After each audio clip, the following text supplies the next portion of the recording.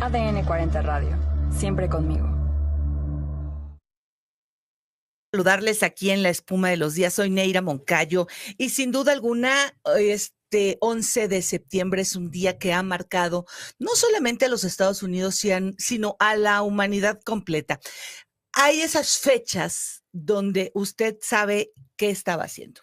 Un gran porcentaje de la sociedad, si le preguntas qué estabas haciendo el 11 de septiembre, el día del ataque de las Torres Gemelas, se va a acordar, porque es algo que impactó a niños, a grandes, a países, sin importar pues la nacionalidad y todo esto. Rebeca Ramos, nos tienes unos datos.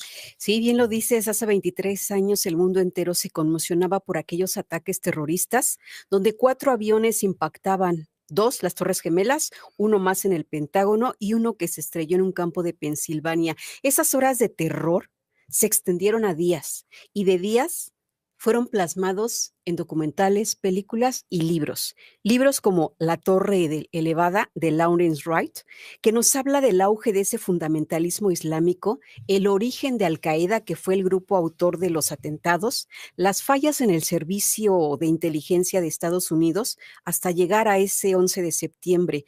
No nos los narra de una forma lineal, sino que es la historia de varios hombres cuyas historias se fueron entrelazando para terminar en ese 11 de septiembre. Este libro está basado en 500 entrevistas realizadas a lo largo de 5 años y por ese trabajo recibió el premio Pulitzer. Hay otro libro que se llama El hombre del salto, del estadounidense Don DeLillo, donde también narra la situación de la gente que estaba en las Torres Gemelas. Esas situaciones de lanzarse y la historia de un sobreviviente. ¿Qué venía después para ese sobreviviente? ¿Cómo superar todo lo que él vivió en esas horas de angustia? Y una tercera lectura que es muy aclamada se llama Guerras Sucias. Es de un periodista norteamericano llamado Jeremy Shalin, donde él se sumerge también en todas esas historias ocultas de la venganza que hubo después del desastre en las Torres Gemelas. ¿Qué pasó después de todas estas historias, atentados? ¿Dónde fue a parar esa guerra que se llegó a Afganistán? Estos 3 libros recomendados para entender muy bien cómo fue todos estos atentados que no solo conmocionaron a un país, bien lo decías, sino al mundo entero. Así es, y que bueno, llevaron a la guerra en Irak. Muchas gracias. Así es.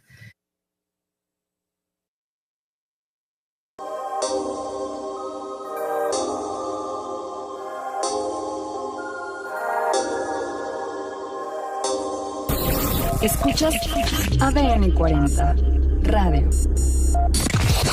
ADN 40 Radio, siempre conmigo. Y me da mucho gusto enlazarme con Felipe Salinas. Él es originario de Atlisco, Puebla. Y bueno, pues él tiene una organización sin fines de lucro que se dedica a fortalecer comunidades multiculturales. Bajo su liderazgo, la organización se ha convertido en un espacio comunitario otorgado por el INEA, el Instituto Nacional para la Educación de los Adultos, y es sede del Consulado sobre Ruedas en México. ¿Cómo está, Felipe? Hola, muy bien, muchas gracias. ¿Usted igual? ¿Cómo está? Pues mire, ya pasaron 23 años y seguimos y seguiremos porque es no sé si es una herida que aún no cierra o es una cicatriz que tenemos en el alma muchos que vivimos esta parte de las Torres Gemelas, y me gustaría que nos narrara dónde estaba usted hace 23 años. Pues lamentablemente algo inesperado. En ese momento me alistaba para irme al trabajo, cuando de momento comienzan a sonar las alarmas en las radios y en la televisión, especialmente en la televisión, y comienzan a surgir muchísimos comentarios, pero por todos los medios, por todos los canales, en inglés, en español, en varios idiomas, dándonos a conocer que había sucedido un ataque terrorista. En ese momento, mucha gente pues no sabía ni lo que significaba un ataque terrorista, hasta que a pasar de los minutos comenzaron a dar ya todas las imágenes de lo que estaba ocurriendo, fue cuando entonces ya nos comenzamos a dar cuenta de lo que en realidad estaba sucediendo. Fue algo completamente catastrófico, algo inesperado.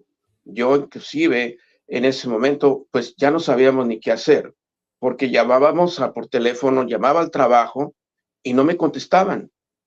Solamente nos guiábamos por lo que las noticias nos decían: quédense en su casa, no se muevan, la ciudad está completamente blindada. No se accedía ni por tierra, ni por aire, ni por carretera, por ningún medio. La ciudad quedó completamente bloqueada.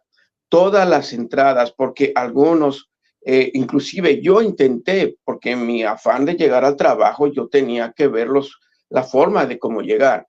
Pues yo lo intenté, pero nos venimos encontrando. Entonces yo viajaba por tren, pero veíamos que todos los trenes, todas las entradas estaban bloqueadas. Entonces intentamos llegar por vía terrestre, traté de buscar un taxi y sí, lo encontramos en medio de la ciudad, pero al querer cruzar, no encontramos ninguna entrada, tanto puentes, túneles y todas las vías de entrada a la ciudad estaban completamente cerradas. En ese momento, regreso a la casa y no me quedó opción más que quedarme a escuchar lo que estaba sucediendo por medio de la televisión. Y ahí, bueno, fue algo que, pues, de verdad cambió, nos impactó al mundo entero, pero los que lo vivimos sentimos ese temor que se estaba viviendo en carne propia. Nuestra ciudad estaba siendo atacada y llegó el momento en que no sabíamos ni qué hacer. Después yo tuve oportunidad de platicar con gente que trabajaba cerca de los ataques y yo creo que hasta el día de hoy ha de haber gente que todavía está recibiendo ayuda psicológica porque quedaron marcados para todos los días de su vida. Y esto fue algo muy trágico, la verdad. Y que yo creo que no va a poderse, tal vez un poquito cicatrizar, pero curarse no, porque cambió el mundo, cambió la trayectoria del mundo entero. Así es. ¿Cómo era la vida de los migrantes? ¿Se transformó tras el ataque de septiembre 11? Sí, lamentablemente, ese suceso marcó un cambio para empeorar la situación de nosotros los inmigrantes, porque a partir de esa fecha comenzaron a surgir muchas restricciones, comenzaron a cambiar leyes donde se convirtieron en leyes mucho más duras para nosotros los inmigrantes. Fuimos víctimas de ser más checados, fuimos víctimas de abuso, fuimos víctimas de discriminación y todo eso pues ha afectado en general a toda la inmigración. A partir de ese incidente, hasta para viajar fuera del país y regresar, eso era una pesadilla, se convirtió en una pesadilla. Se lo digo que yo, aunque soy nativo de México, pero después yo me hice ciudadano. Para ese tiempo yo ya era ciudadano de los Estados Unidos, que me había nacionalizado, y fue terrible. Después de uno salir del país y regresar, cómo uno tenía que pasar por una serie de chequeos extremadamente estrictos, y yo no sentía exactamente esa discriminación, porque pasaban, les voy a platicar una anécdota. Cuando yo llegaba de México, enfrente de mí venían 3 anglosajones y ellos cruzaron, les tomaron la foto, les checaron pasaporte y todo y pasaron como si nada. A mí me hacen el chequeo de rutina, más aparte me mandan a un cuarto privado a hacerme una serie de preguntas que yo quedé sorprendido, porque igual, aunque era nacionalizado ya Estados Unidos, pues tengo supuestamente los mismos derechos, pero ahí sentí la discriminación, como ya ahí cambió el panorama. A mí me mandaron a un cuarto de inspección particular, donde fui sujeto a una serie de preguntas que jamás antes me las habían hecho. Y así por el estilo fueron pasando muchos incidentes, inclusive también para las vías para regresar o cualquier otro país, no nada más yo, gente de otros países que también estaban sujetos a chequeos estrictos. Entonces, como usted se dará cuenta, sí fue un incidente que cambió el panorama. De ahí fue que comenzaron leyes completamente muy rígidas. Y yo me acuerdo que antes de los ataques, cuando yo me hice presidente y después ciudadano, fue muy, muy fácil. Hoy por hoy, esto se ha convertido en una hazaña, lograr documentos, lograr nacionalizarse, lograr todos los papeles oficiales, ahora es muy complicado. ¿Por qué? Debido a ese trágico accidente que sufrimos aquí en Nueva York. Pues yo le doy las gracias, Felipe Salinas, por este testimonio y bueno, pues seguiremos en contacto para que más adelante hablemos de otra cosa sobre cómo es la vida de un mexicano en el exterior. Muchísimas gracias. Con mucho gusto, a la orden. Gracias a ustedes por la invitación. Y ahora me voy a comunicar con Erasmo Ponce, mejor conocido como el Rey de la Tortilla. ¿Cómo está, Erasmo? Hola, muy buenas tardes, Neira Moncayo. Muy bien, muchas gracias. Un saludo especial a toda tu audiencia en nuestro país. Un poco usted es responsable que haya buenos tacos por allá, ¿verdad? Ah, claro, sí, somos los proveedores de todos los food trucks que hay en la ciudad y de los restaurantes mexicanos también. Y es que la comida mexicana en Nueva York, y después lo vamos a entrevistar, ¿qué le parece para que nos cuente su historia? Pero la comida mexicana es parte fundamental de la cultura en Nueva York y en todos los Estados Unidos. Pero hoy estamos por este tema del 11 de septiembre, que sin duda a usted también nos tendrá una historia muy interesante que contar. Pues sí, mire, yo recuerdo muy bien esa fecha, 11 de septiembre del 2001, yo estaba en un avión volando hacia California, iba a los premios latinos, porque estaba haciendo mucha publicidad en Univisión, en Telemundo, y fui invitado.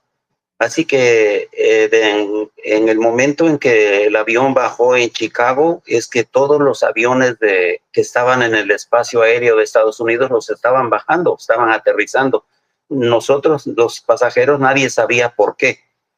Hasta que bajamos a las salas de espera en el aeropuerto, me di cuenta de que pues había un atentado a las torres. Y también un amigo me llamó de California, me dijo, oye, Erasmo, ¿cómo estás? ¿Qué están bombardeando Nueva York? Y dije, wow, no puede ser. Y cuando vi que un avión en la televisión, vimos que se había impactado en una de las torres, pues a los pocos minutos ocurrió el otro choque a la otra torre, impactándolo y provocando el pánico entre toda la población. Pensaban que había sido un accidente.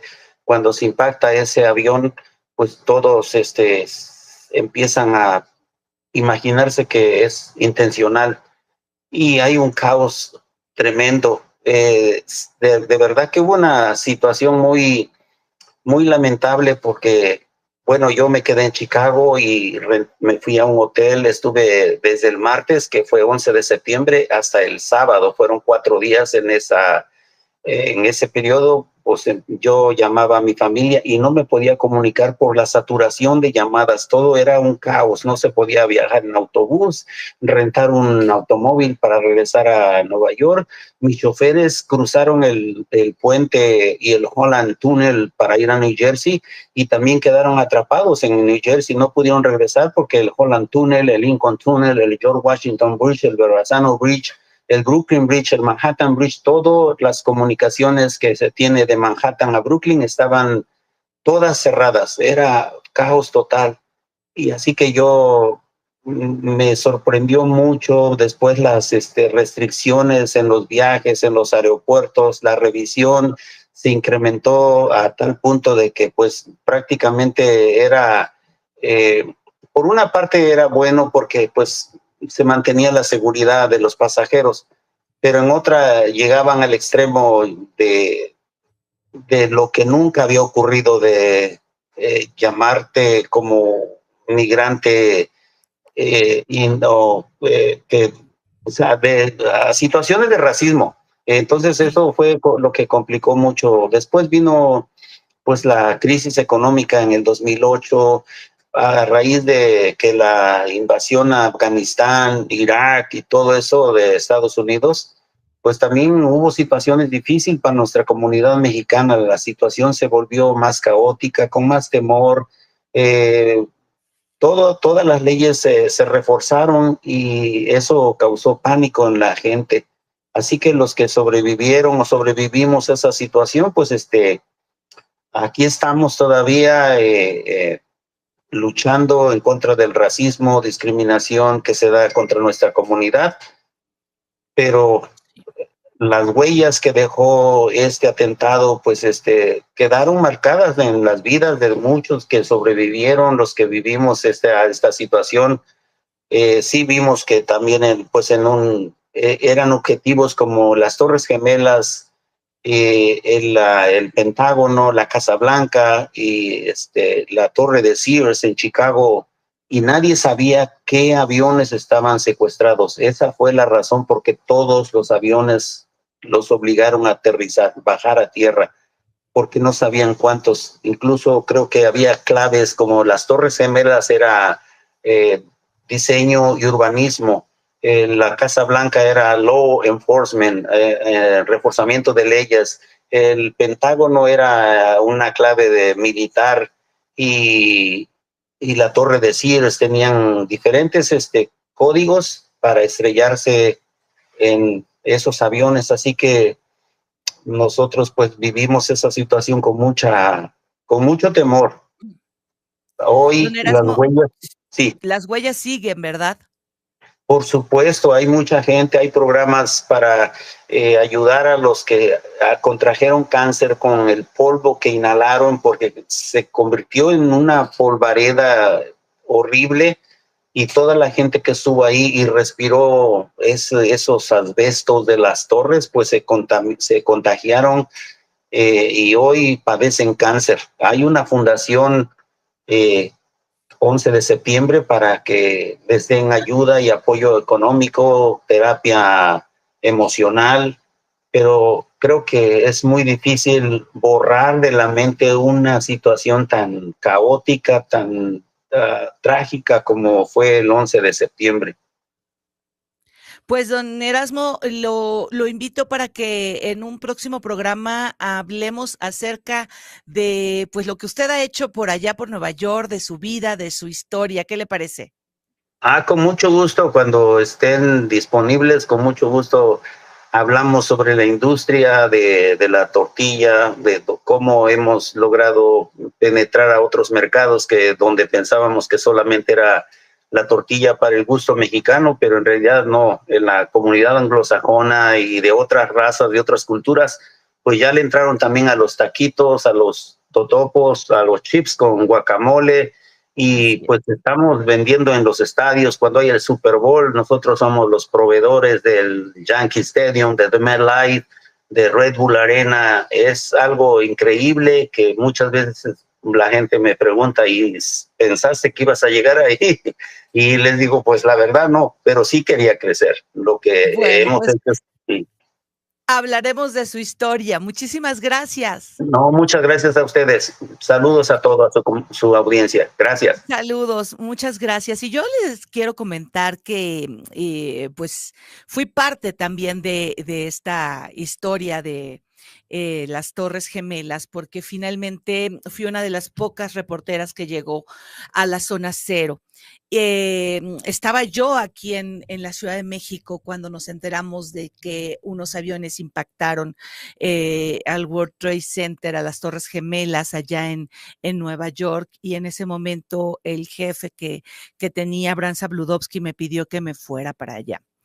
Muchos de los compañeros periodistas corrieron hacia el Aeropuerto Internacional de la Ciudad de México en busca de tener un lugar en el primer avión que volara hacia los Estados Unidos. Sin embargo, ese avión pues no iba a poder porque cerraron el espacio aéreo. Así es que pues me uní, fíjense, para cosas de la vida, con el equipo de TV Azteca. Yo estaba en Radio 13, con la gente de TV Azteca, Jania Nobel, Sergio Vique, pues un grupo de periodistas, y me les uní porque tomamos la decisión de irnos por tierra. Una decisión que era arriesgada, porque si abrían el espacio aéreo, pues podían llegar mucho antes los compañeros que estaban ahí y podían, pues la verdad, siempre en medio de todo queremos pues ser los primeros, ganar la nota, estar ahí. Sin embargo, pues ellos nunca pudieron llegar antes que nosotros. Nosotros llegamos más de pues muchos kilómetros que recorrimos por tierra. Nos fuimos rentando camionetas, cruzamos a pie la frontera y era una zona desolada. Si bien salió el nacionalismo y salieron banderas de Estados Unidos, parecían pueblos fantasma por cada uno de los lugares que recorríamos. Llegábamos a las gasolinerías y pues ahí cargábamos gasolina, comíamos, íbamos al baño, pero volvíamos a subirnos a las camionetas porque mientras uno dormía, otro manejaba. Cuando llegamos 2 días después, un 13 de septiembre, a la zona cero, pues un panorama o sea, solo estaban los reporteros de ahí, no había corresponsales que hubieran llegado. Ahí, pues nos encontramos con una tragedia, un cementerio de fotos que recorrían las calles de Nueva York, donde la gente esperaba ver con vida, encontrar a sus familiares. Nosotros, con una óptica diferente, estábamos entrando a esa zona donde olía a piel, a hierro quemado, bueno, no tienen idea porque todavía salía humo de todos lados de esa zona donde estaba lleno de polvo, donde caminábamos, todavía no habían restringido totalmente la zona, todavía algunos reporteros podíamos pasar, estar con las asociaciones, mucha gente necesitando ayuda, porque decían, y veíamos el lado humano donde buscaban al papá, donde decían, es que me voy a casar la próxima semana, es que es mi compañero. El drama de los migrantes, donde por miedo a la migración no sabían si era Juan o era Pedro o cómo se llamaba. Me tocó estar en un bar ahí un 15 de septiembre porque se canceló, por supuesto, la ceremonia del grito que se hace en cada uno de los consulados, de las embajadas, y bueno, pues estar con los paisanos donde no sabían cuál iba a ser el futuro. Así es que, pues a ver si otro día les armamos algo más a detalle, donde un bombero que entrevisté pues yo lo entrevisté de manera normal y ya que terminamos la entrevista me saca un oso de peluche y le digo, ¿y ese oso? Y me dice, es que este oso es para mi hijo es bombero y él estaba subiendo a las torres. Estaba un poco con un trauma, un shock, porque evidentemente nunca volvió a ver a su hijo, porque su hijo pues quedó en medio de los escombros. Una mexicana que era del Bronx, ella me contaba que no podía dormir porque cada vez que cerraba los ojos veía la cara de los bomberos que las animaban a bajar y a salir. Ella salió corriendo mientras los bomberos iban subiendo y pues ella sabe que esos bomberos no volvieron a salir. Muchos trabajadores, en la parte de hasta arriba de una de las torres, había un restaurante muy famoso que era las ventanas al cielo, así se llamaba. Y ahí muchos mexicanos trabajaban de garroteros, de limpieza, de cocineros. Así es que fue una tragedia que impactó a judíos, a católicos, a cristianos, a musulmanes trabajadores que ya eran vistos como terroristas, donde ahí nos encontramos con la tragedia del dolor de no saber qué estaba pasando, donde una escena que parecía de película se convertía en realidad.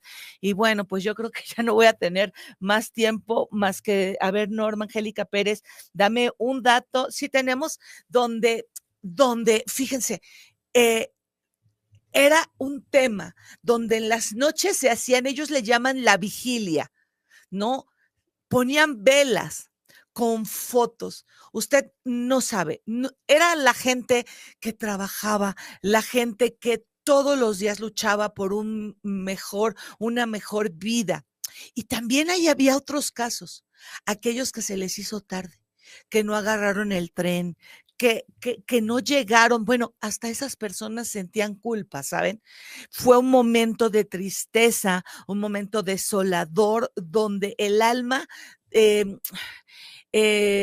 de verdad que se apachurraba, que se dolía, aún sin conocer a la gente. Nada más de ver las fotos y la esperanza de la gente de ver que sacaran de los escombros a sus familiares. Yo les puedo decir que son muy pocos los cuerpos que sacaron y muchos partes de los cuerpos que sacaron, porque en verdad sacaron cuerpos calcinados. Era un cansancio emocional, además del cansancio físico que todo periodista podía tener, pero un cansancio emocional de estar viendo cómo un país fuerte, un país próspero, un país se estaba en ese momento, en ese instante desmoronando porque eran ataques que solamente se habían visto en Hollywood. De esa manera, el polvo salía. ¿Sabe que tardaron 8 meses en limpiar la zona cero? Y que costaron millones, casi 3,000 personas muertas de manera oficial, porque usted no sabe cuántos estaban de visita, cuántos no estaban registrados, los migrantes que decían soy Pedro y soy de Guatemala, cuando en realidad era Juan y era de México. Las emociones verdaderamente a flor de piel, no, y una solidaridad para buscar, para llevar agua, para llevar de comer, para acercarse a la gente. No había comunicación. Era muy difícil. Nosotros traíamos teléfono satelital y eso hacía más fácil el comunicarnos. Sin embargo, era difícil aún para los medios de comunicación lograr sobrevivir. Un detalle personal y una anécdota personal es que yo me quedé en un hotel grande de la Quinta Avenida. Cuando en un momento, ya después de varios días, porque me quedé después de eso varios días allá en Nueva York, me tocan la puerta muy temprano. Y entonces, pues yo digo, ¿qué pasa? Y entonces me dicen, se tiene usted que cambiar de habitación, la vamos a cambiar, se va a bajar al primer piso, porque le vamos a decir algo, todos huyeron. Todos se fueron de Nueva York, ¿no? Mientras la gente iba saliendo, los periodistas íbamos entrando.